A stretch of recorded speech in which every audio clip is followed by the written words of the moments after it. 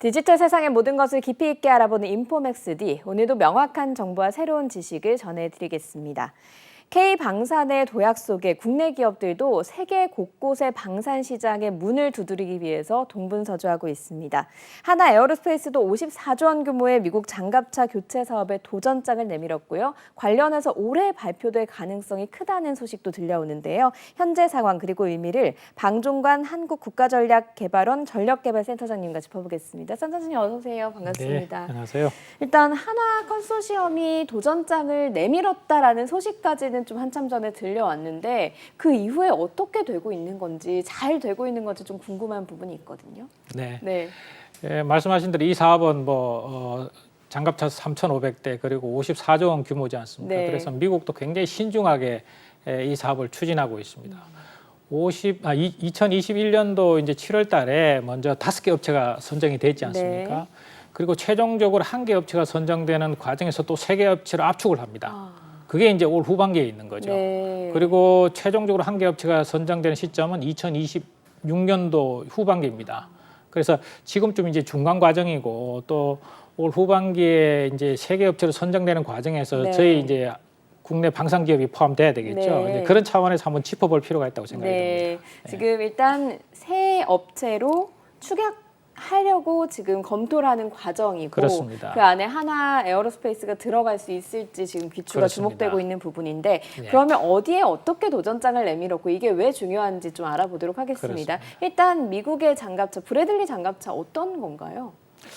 네, 그 장갑차라는 게 기본적인 이제 컨셉 자체가 전차와 같이 보병들이 협동 작전을 효율적으로 하기 위해서 만든 무기 체계입니다. 네. 영화 퓨리에 보신 분들이 혹시 있으시겠지만은 앞에 전차가 있고 뒤에 보병들이 이제 걸어가거든요. 네. 이게 사실 방호력을 제공 못 받지 않습니까? 그렇죠. 그래서 장갑차라는 무기 체계가 등장한 것인데 장갑차는 크게 보면 이제 궤도 형태의 장갑차가 있고요. 우리가 일반 자동차처럼 바퀴가 달린 장갑차가 있습니다. 그런데 바퀴가 달린 장갑차는 통상 보병부대의 장갑차로 운용이 되고요. 네. 궤도로 만든 장갑차는 통상 기계화 부대 또는 기갑 부대라 하죠. 네. 전차가 주력이 되는 부대에서 운용되는 장갑차가 되겠습니다. 그래서 지금 미국 같으면은 이제 그 M1A2 브래들리 에이브람스 전차가 주축이 되어 있는 기갑 전투 여단에서 네. 운용되는 장갑차가 브래들리 장갑차라고 보시면 되고요. 네. 구체적으로 좀 재원을 보면은 지금 총 무장을 했을 때 한 26톤에서 27톤 정도 되고요. 25mm 규관포가 장착이 되어 있고 심지어는 토우 미사일도 장착이 되어 있습니다. 상당히 그렇습니다. 뭐랄까 갖춰진 장갑차인 거네요. 그렇습니다. 네. 토우 미사일이 장착되어 있기 때문에 걸포전에서도 뭐 T-70이라든가 이라크 전차까지도 파괴한 네. 전적이 있고요. 이게 1981년도에 이제 최초의 부대에 배치되기 시작했습니다. 그리고 현재까지는 한 6,000대 정도 생산이 됐고 흥미로운 것은 이번에 우크라이나 지금 공세 준비하고 있지 않습니까? 이 우크라이나에도 90대가 지원이 됐습니다. 브래들리 장갑차가 그렇습니다. 네. 그래서 이번에 아마 우크라이나 전쟁에서 브래들리 장갑차가 어떤 활약을 하느냐 이런 것에 따라서 굉장히 또 주목받는 그런 무기 체계 중에 하나이기도 합니다. 네. 그러면 이 브래들리 장갑차를 교체하는 사업에 지금 하나 컨소시엄이 들어가 있는 부분인 거잖아요. 그렇습니다. OMFV 방식이다 이렇게 네. 되어 있더라고요. 이게 어떤 방식이고 왜 네. 이걸 교체하려고 하는 건지. 그렇습니다. 이 이제 앞에서 제가 설명드릴 때 브래들리 장갑차를 설명할 때 네. 이제 시청자분들께서 쉽게 연상할 수 있는 부분은 우리가 이제 K21 장갑차와 비슷하다라고 네. 생각하시면 되고요. 저희가 K21 장갑차를 기초로 해서 이제 호주의 레드백 도전하고 있지 않습니까?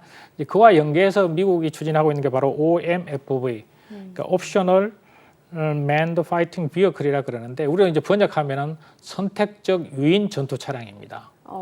그러면 이제 선택적 유인이라는 의미는 뭐냐면은 무인으로 운영할 수도 있고 유인으로 운영할 수 있는 것을 선택할 수 있다는 거죠. 두 가지 다 기능을 갖춰야 된다는 겁니다. 기술이 다 갖춰진 장갑차다. 그러니까 그렇습니다. 사람이 타도 되고 무인으로 해도 되고. 그렇습니다. 네. 그리고 이제 전투 차량이라는 게 이제 미국에서는 이제 앞에서 말씀드린 바퀴가 달린 장갑차, 궤도 달린 장갑차 이것을 모두 이제 파이팅 비어클 전투 차량이라고 표현을 하죠. 네. 그래서 미국 육군의 입장에서도 미 육군의 입장에서도 이 사업은 굉장히 대규모 사업이고 굉장히 중요한 사업입니다. 그래서 2000년도부터 사실 여러 차례 시도를 했습니다. 네. 했는데 뭐 성능을 충족 못 시킨다든가 또는 뭐 중량을 충족 못 시킨다든가 뭐 이런 사항들이 식별이 돼서 또 앞에서 말씀드린 아주 유인, 무인 이런 복합 운영이 가능한 이런 첨단 성능이 발휘가 안 된다든가 이런 여러 가지 제한 사항들이 있어서 중간에 한 4차례 정도 시도하다가 중단이 됐습니다. 네. 중단이 됐고 이번에 이제 OMFV 사실은 2차 사업으로 해서 시도가 되고 있는데 뭐 미 육군에서는 가장 관심을 두고 있는 사업이라고 보면 되겠습니다. 네, 한 차례 그러니까 이제 공모를 했는데 네. 여기에서 합격한 합격생이 없는 것이고 2차 공모를 내어서 지금 맞습니다. 들어가 있는 거네요. 맞습니다. 그런데 이게 하나가 단독으로 들어간 것이 아니라 지금 컨소시엄 형태로 들어갔다고 들었거든요. 그렇습니다. 왜 이렇게 협력 업체식으로 들어가야 하는 부분이 있는 건가요? 이게 좀 거의 절차가 그런 건가요?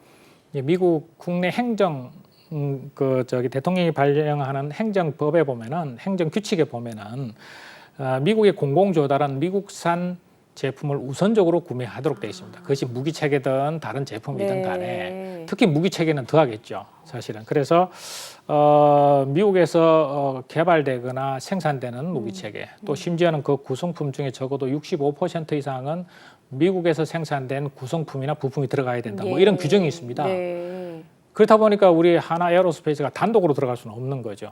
그래서 오스코시라는 이제 방산업체와 같이 해서 컨소시엄을 구성해서 현재 들어가 있는 상태고요. 결국 이제 현재 호주에 도전하고 있는 레드백 장갑차를 좀 더 성능을 업그레이드해서 도전하고 있는 이런 과정이라고 보시면 될 것 같습니다. 그 호주 얘기가 나왔으니까 호주 그 레드백 장갑차 한번 여쭤보고 그걸 이제 발판으로 가려고 하는 이유에 대해서도 여쭤볼게요. 지금 호주 레드백 장갑차 같은 경우에는 어떻습니까? 가능성이 좀 희박해졌다는 얘기도 나오다가 다시 한화가 뭐 승부수를 띄웠다라는 이야기도 나오고 있는 것 같더라고요.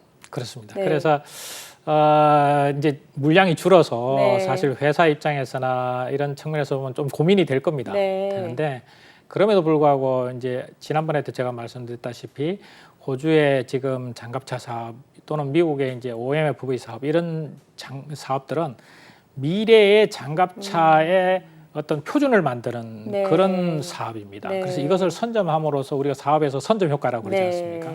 그래서 업체에서 일부분 이제 이윤이 조금 적더라도 뭔가 이제 딜을 할 수 있는 그런 걸 제시를 해야 되는 거죠. 그래서 이번에 하나 에어로스페이스가 호주산 강판을 우리가 장갑차 만들 때 그걸 사용하겠다 이렇게 과감한 제의를 한 거죠. 그래서 하나 에어로스페이스 입장에서도 비록 물량은 작지만은 이것이 미국의 OMFV 사업과 연계해서 선점 효과도 있고 상징적인 의미도 있기 때문에 그런 과감하게 이제 딜을 할 수 있는 소재를 제안한 것이고 아마 지금 그 과정에서 우리가 지금 호주의 레드백 장갑차가 앞으로 선정될 가능성도 아직까지 충분히 있다 이렇게 볼 필요가 있겠습니다. 예, 그러면 그 레드백 장갑차가 호주에서 선정이 된다는 것의 의미는 미국 시장으로 진출하는 것도 조금 가능성이 더 열린다라고 볼 수 있는 부분이 있는 그렇죠. 건가요? 최상의 시나리오는 저희가 호주에서 이제 그 라인 메탈을 물리치고 레드백 장갑차가 선정이 되고 그 다음에 이제 요번에 5개 업체 중에 3개 업체를 압축이 되지 않습니까? 그게 상당히 또 중요합니다. 왜냐하면 3개 업체가 선정이 되면 그 업체는 시제품을 만듭니다. 실제로. 그래서 그 과정에서 굉장히 그 유리한 입장에 설 수 있는 것이죠. 또 그 과정에서 우리가 배울 수도 있는 거고요. 그래서 최상의 시나리오는 호주에서 선정이 되고 3개 업체로 선정이 되는 5개 업체에서 3개 업체로 압축되는 과정에서도 선정되는 이것이 바로 가장 이상적인 시나리오라고 볼 수 있습니다. 지금 호주에서 같이 경쟁하고 있는 그 독일 라인메탈이라는 그 회사도 지금 미국 그 브래들리 장갑차 교체 사업에 같이 지금 경쟁을 하고 있는 중인 건가요? 그렇습니다. 그 라인메탈은 아메리칸 라인메탈 디펜스라는 회사로 해서 들어와 있습니다. 들어와 있고요. 거기에는 세계 유수의 방산 업체들이 거의 다 들어와 있습니다. 그래서 5개 업체를 조금 더 말씀드리면요. 제너럴 다이나믹스 랜드 시스템이라는 회사, 그리고 BAE 시스템, 그 다음에 포인트 블랭크 엔터프라이즈. 그래서 저희 이제 하나 에어로스페이스 컨소시엄까지 총 5개 업체가 들어와 있습니다. 그런데 이 제너럴 다이나믹스는 사실 세계 100대 방산 기업 순위를 보면 5위입니다. 그리고 BAE 시스템도 6위 정도 되고요. 그러니까 10위권 내 업체가 2개나 들어가 있는 네. 거죠. 그리고 라인메탈하고 저희들 하나 에어로스페이스는 한 20위에서 30위권 정도. 그리고 마지막에 이제 포인트 블랭크 엔터프라이즈라는 회사는 조금 신생 업체입니다. 네. 제가 조사를 해봤더니 네. 미국에서 뭐 방탄복 뭐 이런 소재 또 방탄복을 만드는 회사인데 하여튼 신생 업체라서 조금은 가능성이 조금 낮지 않나 하는 생각이 네. 드는데 그래서 이 4개 업체 중에 과연 3개 업체가 누가 되느냐 전부 쟁쟁한 업체지 않습니까? 네. 그게 사실은 관전 포인트가 되겠습니다. 네. 그럼 지금 유력하게는 그 5, 6위 업체인 미국과 영국 업체들이 좀 유력하게 거론이 되고 있는 중인 건가요? 앞에서 제가 1차 사업을 말씀드렸지 네. 않습니까? 그때 들어왔던 업체가 라인메탈 컨소시엄하고 네. 제너럴 다이나믹스 랜드 시스템입니다. 아, 그때 이미 1차 그렇습니다. 공모를 했었어요. 그렇죠. 근데 이제 2020년도 후반기에 시제품을 미 육군에 제치를 해야 되는데 네. 그때 중량을 초과한 게 있었고요. 한 번은 아. 한 회사는 또 한 회사는 납기를 못 맞췄습니다. 그래서 미 육군에서 사업을 중지한 거죠. 네. 근데 그때 들어왔던 업체가 라인메탈하고 제너럴 다이나믹스인 겁니다. 아무래도 경험이 있으니까 어쨌든 조금 유리하지 않겠습니까? 네. 이런 게 하나가 있고요.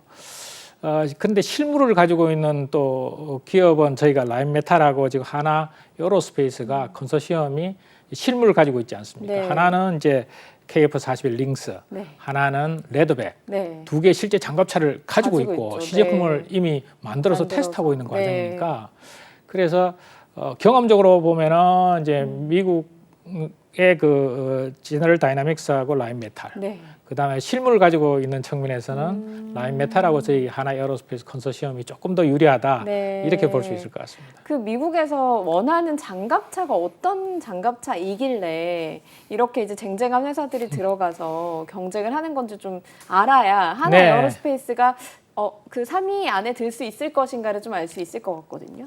그렇습니다. 이게 앞에서 제가 설명드린 대로 아주 첨단 전차하고 같이 협동 작전을 네. 해야 되지 않습니까? 그래서 조건 자체가 몇 가지 있는데 첫 번째 조건이 뭐냐면 미군의 기갑 여단에서 전차와 협동 작전을 가능해야 된다라고 이렇게 조건이 걸려 있습니다. 네.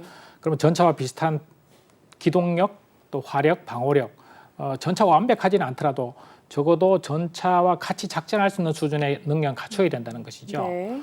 두 번째는 운용병은 2명, 그리고 탑승 병력은 완전 무장한 탑승 병력이 6명이 탑승해야 된다고 네. 나와 있습니다.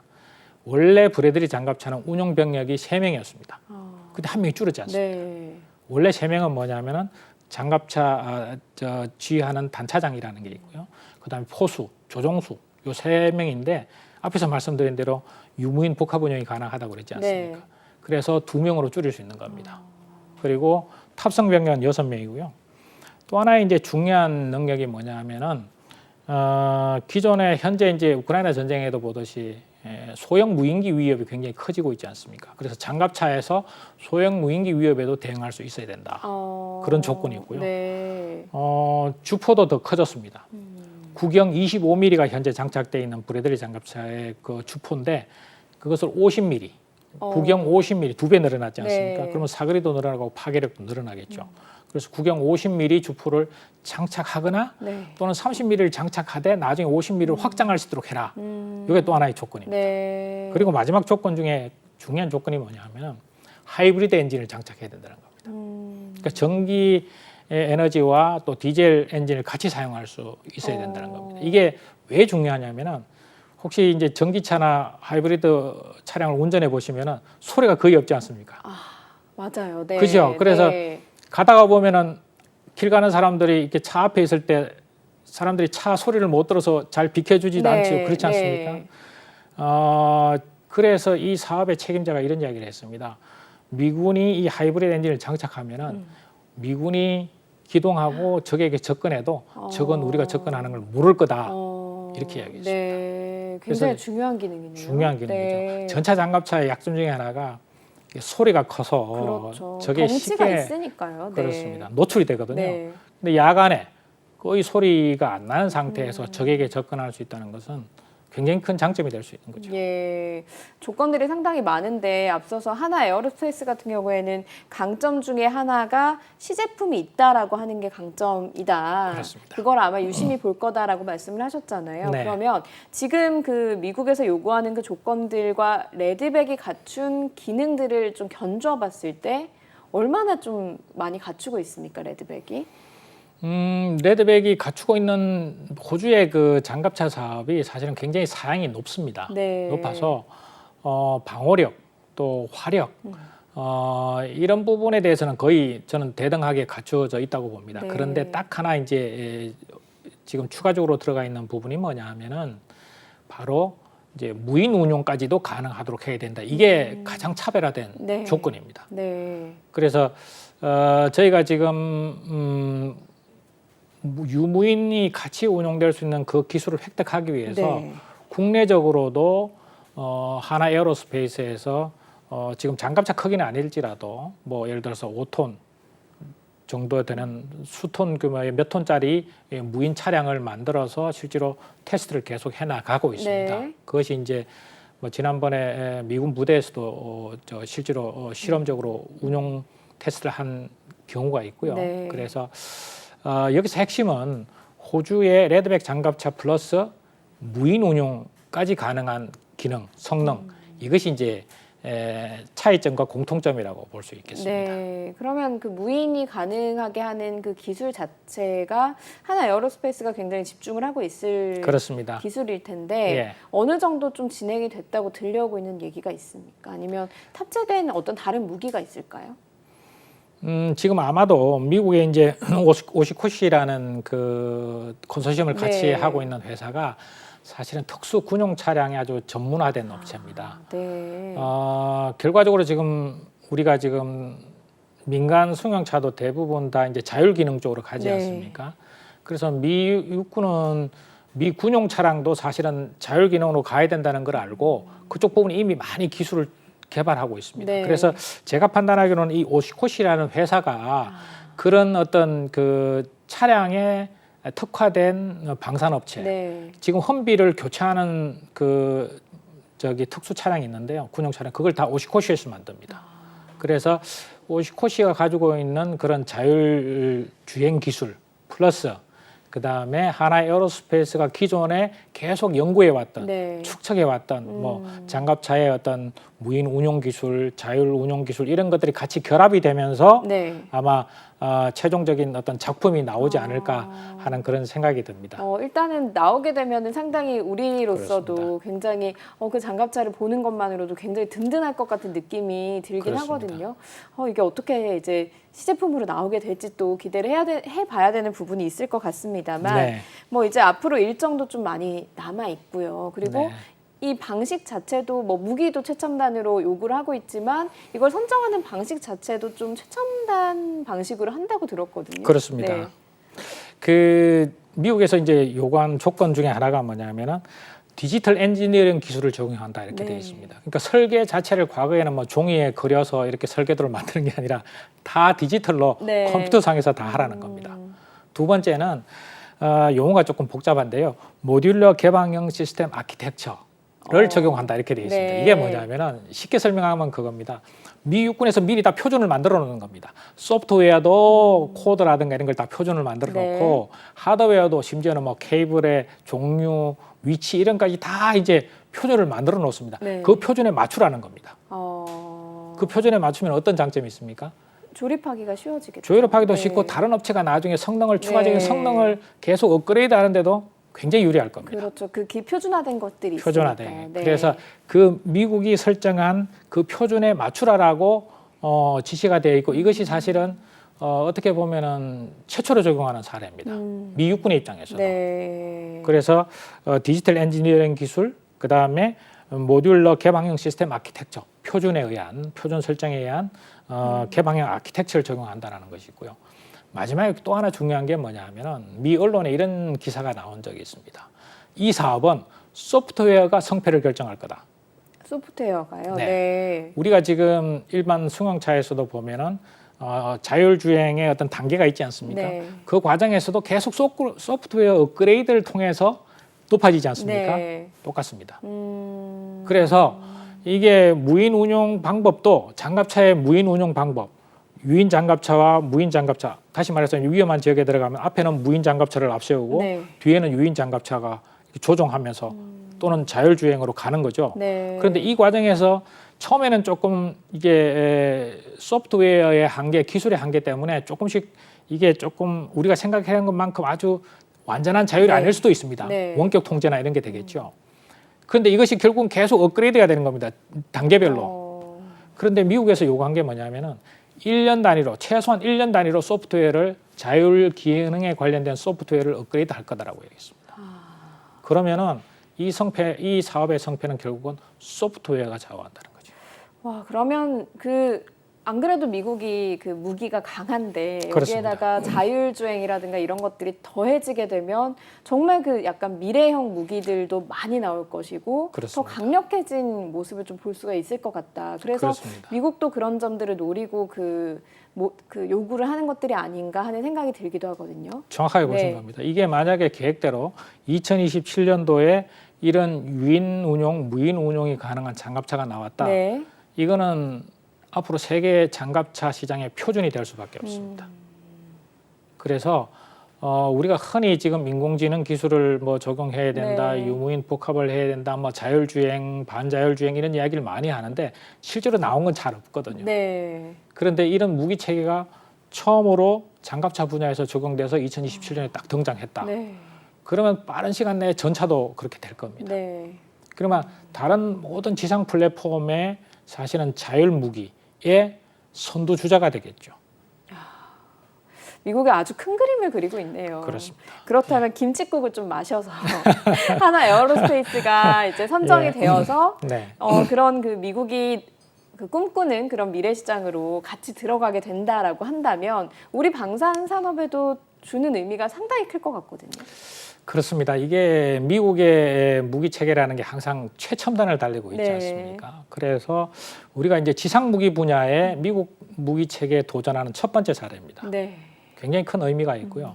저는 이 과정에서 설사 나중에 최종 생산업체로 선정이 안 되더라도 이 과정에서 얻는 것이 굉장히 많을 것이라고 저는 네. 생각합니다. 그 과정에서 오시코시와 협력하는 과정, 미국과 세계 유수의 방산 글로벌 기업과 경쟁하는 과정, 이런 걸 통해서 우리가 스스로 경쟁력을 이제 쌓아갈 수 있는 그렇죠. 기기가 되는 네, 거죠. 네. 그게 하나가 있고요.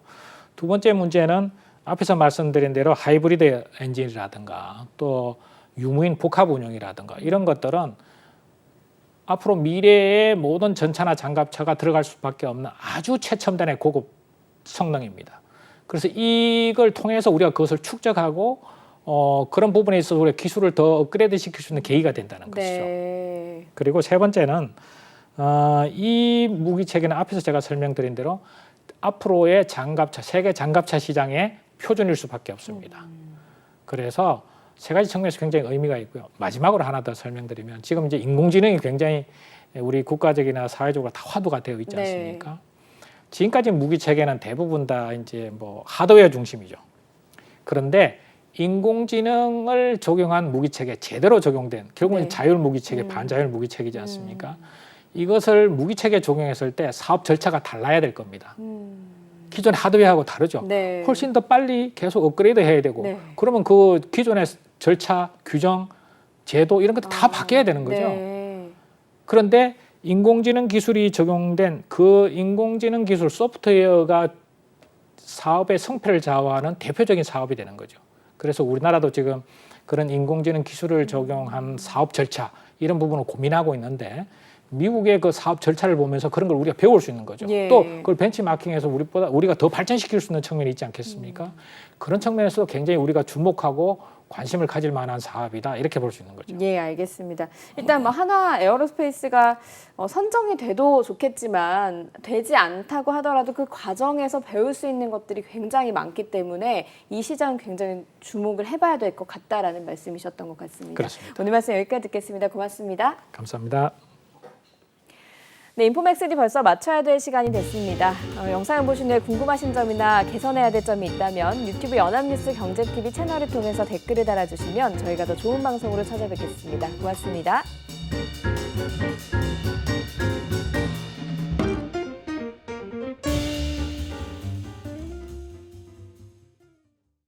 안녕하세요. 인포맥스D 아나운서 강래원입니다. 더 많은 실시간 경제 뉴스와 경제 정보를 알고 싶으시다면 오른쪽 구독 버튼을 눌러주세요.